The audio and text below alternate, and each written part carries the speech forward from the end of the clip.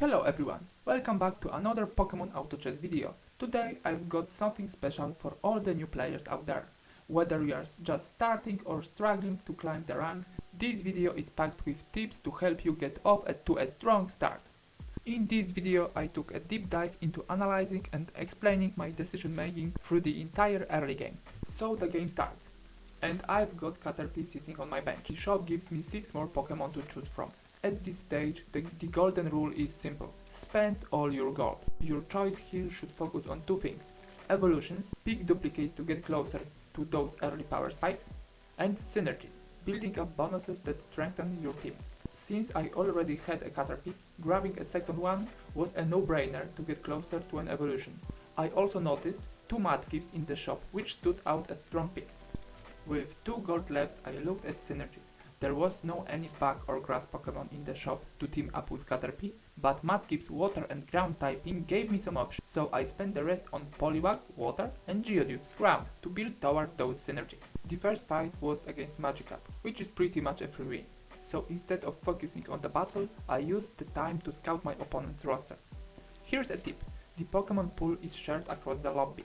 This means that if multiple players are going for the same synergy, it will get harder for everyone to find the Pokémon they need. Keeping tabs on your rivals is key to adjusting your strategy when needed. From what I saw, a few players were also targeting water and ground Pokémon, which could make things tricky for me. I decided to keep an eye on this moving forward. Moving into stage 2, it's time to keep spending all your gold wisely. The shop gave me Horsey, which was a no-brainer to strengthen my water synergy. But here's where I made a misstep. I also bought Fennekin, which didn't really fit my strategy. Looking back, a better choice would have been Hoppip. Not only would it have added grass synergy, but it also would have reduced the number of Hoppips in the pool, making it harder for my opponent to build their teams. One of them even had Hoppip in their roster. With my last 2 gold, I should have gone for Bidoof.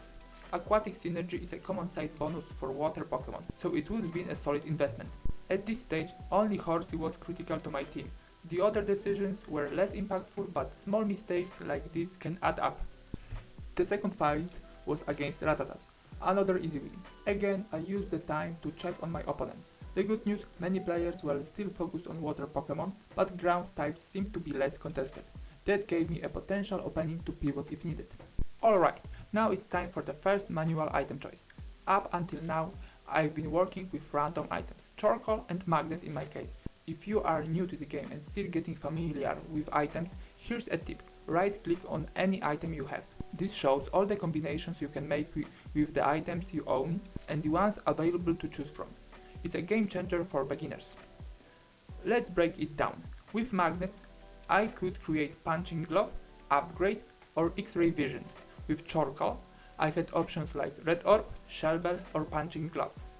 From this pool, I decided to go with upgrade. It's a scaling item, which means its value increases as the battle progresses.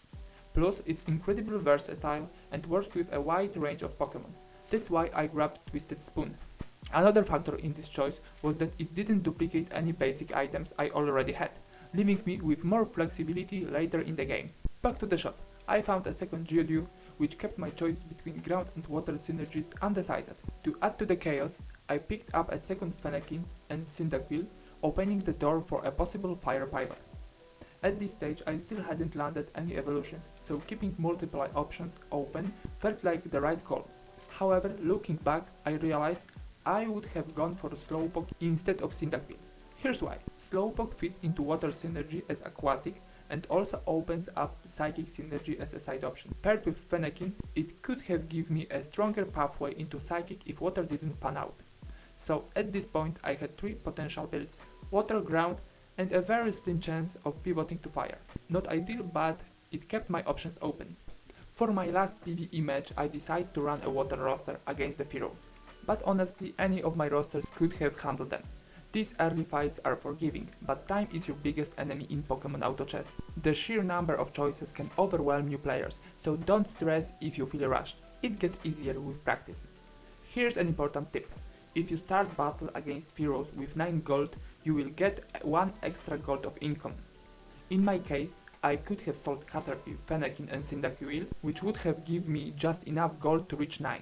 Winning the fight with this setup would give me 1 gold for victory, and I would end stage with 10 gold, which means 6 gold income instead 5. It may seem minor, but in this game every gold counts.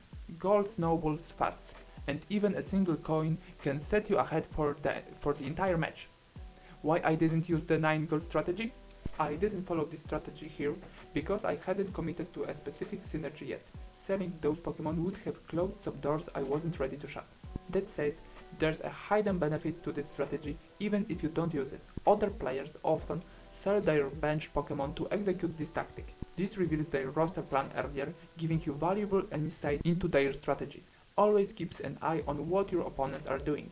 Alright, it's time to take on this bird. After the battle, I snag Heart as my next item.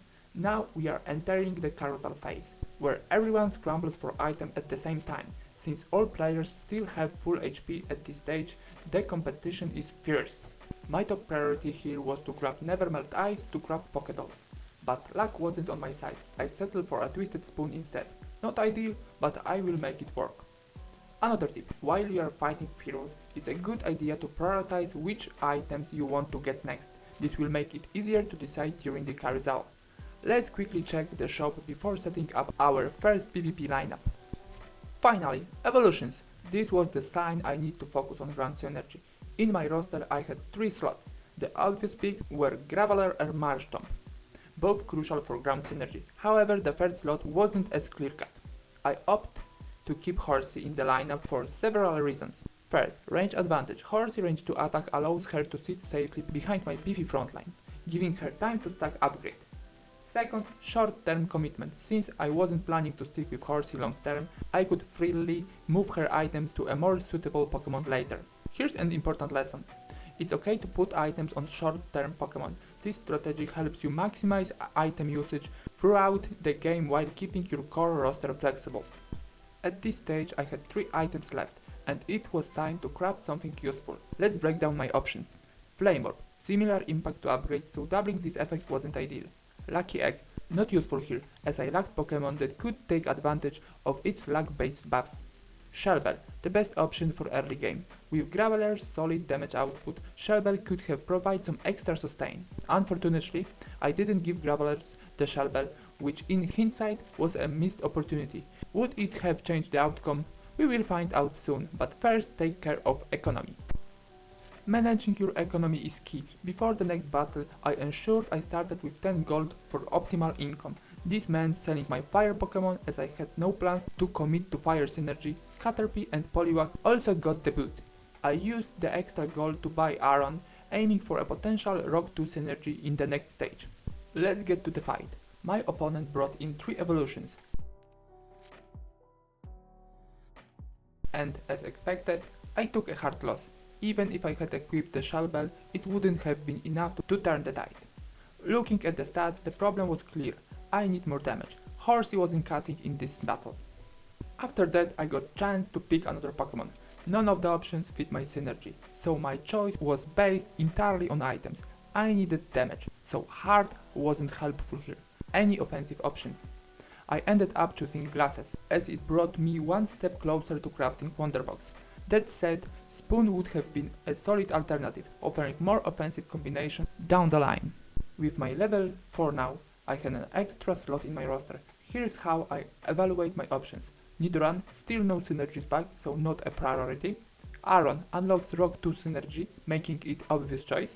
Grimer, a filler Pokemon mostly for sale later. The shop didn't offer me anything great, so I broke my own rule and rolled once. Luckily, I found Nosepass. However, I failed to notice that he had a range 2 attack, which was a missed opportunity for strategic placement. My bad. Time was against me, and I wasn't sure what to do. I ended up with Grimer in my lineup, and once again, I forgot to use Shell Bell. Even putting it on Grimer for a single battle would have been better than letting it sit idle. Despite my misplays, I got lucky with matchmaking. My opponent's roster was weak, and I secured my first win as predicted. Here's a more advanced tip. If you end a round with 13 gold, like I did here, spend these 3 gold. This reduces the pool of available Pokemon for your opponents in the next stage. It's a small move that can give you an edge over time. Next stage. The shop was pretty underwhelming this round. Nothing worth buying or rolling for. It's important to recognize when it's better to hold back and avoid chaotic decisions. This downtime is a perfect opportunity to focus on neglected tasks, like referring your roster or scouting opponents. With some extra time, I swapped Nosepass in for Grimer and checked which Pokémon had the highest damage output. I equipped Shelbel to Graveler, who was pulling his weight. While some earlier mistakes were corrected, I still hadn't realized Nosepass had a range to attack, which was another missed opportunity. My adjustments paid off. Graveler with Shelbel absolutely carried this battle, finishing with nearly full HP. Two Geodudes appeared in the shop, hinting at the possibility of a golem later.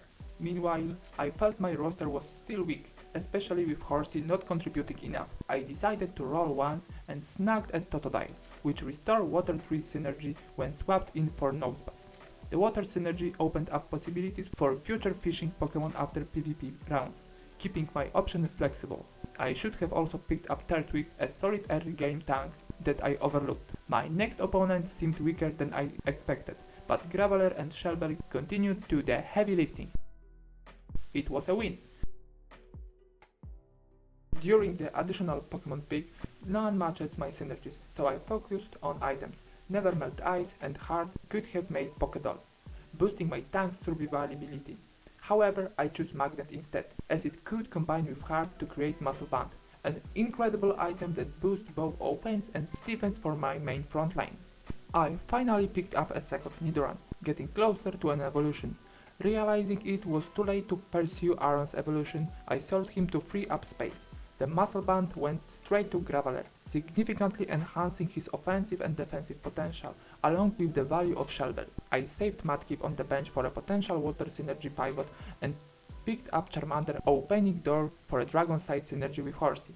In the next battle, my opponent had an extra Pokémon on the field, but only one evolution. While Graveler did his job, my other Pokémon didn't contribute enough, resulting in a loss. Here's where I could have made a smarter play. I had 6 XP and only needed 4 more to reach level 5. Spending gold to level up would have allowed me to field a 5th Pokémon, Nosepass, which could have activated Rock 2 synergy, giving Graveler a significant boost. This small investment could have secured a win and potentially maintained a win streak. My bad. During the battle, I decided to sell Mudkip to keep an open bench slot for fishing Pokémon after the PvP round. The shop pushed me towards Golem, so I aimed for the evolution while picking up another Horsey to maintain Water Synergy flexibility. At this stage, you should normally aim for around 50 gold to ensure strong mid-game momentum. My economy was weaker because I kept my options open, but I believe it's better than committing to a wrong direction. Key tip: the portals after Gyarados are determined by the active synergies you have during the battle. Knowing this, I should have sold Totodile to fully drop Water Synergy and gain 1 extra gold of income.